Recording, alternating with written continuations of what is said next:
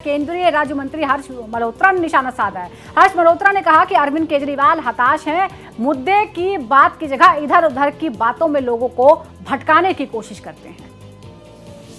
केंद्रीय राज्य मंत्री हर्ष मल्होत्रा जी इस वक्त हमारे साथ है। सर, सबसे पहले तो अब आम आदमी पार्टी ने रामायण के उदाहरण देना शुरू कर दिया। कभी तो कुल देवता बीजेपी के रावण को बता रही हैं, कभी हिरण को रावण का रूप बता रही हैं। देश देश में राम बसते हैं, देशवासियों के मन में राम बसते हैं, पर जिनके मन में देशवासी नहीं बसते हैं, केजरीवाल के जिनके मन में देश नहीं बसता है, जिनके मन में राम मंदिर बने या ना बने उन्हें कोई फर्क नहीं पड़ता है, इसलिए उन्हें रामायण याद नहीं है, इसीलिए वो अनर्गल बातें करते हैं, इसीलिए वो अब मुद्दों को भटकाने की बातें करते हैं।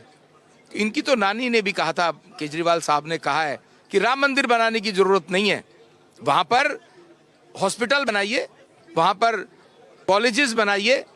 मैं बहुत विनम्रता से हाथ जोड़ के इनकी नानी को निवेदन करना चाहता हूं, नाती को बुला करके क्लास लें कि दिल्ली में तो एक हॉस्पिटल बनाओ, दिल्ली में तो एक नया कॉलेज बनाओ बच्चों के लिए।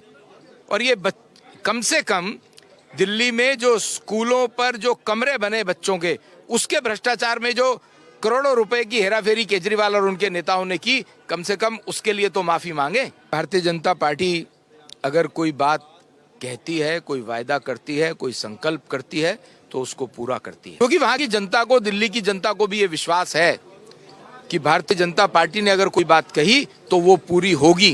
पर केजरीवाल के ऊपर विश्वास नहीं है। क्यों? क्योंकि इन्होंने जो जो कहा वो पूरा नहीं किया। कौन दुष्ट प्रवृत्ति का है, कौन राक्षसी प्रवृत्ति का है, ये दिल्ली की जनता तय करेगी। पहले संकल्प पत्र में, दूसरे संकल्प पत्र में महिलाओं की बात हो गई, छात्रों की बात हो गई, युवाओं की बात हो गई, वीकर सेक्शन की बात हो गई, रेडी पटरी ऑटो ड्राइवर की। अब तीसरे संकल्प पत्र में कौन सा वर्ग और ऐसा बचा है?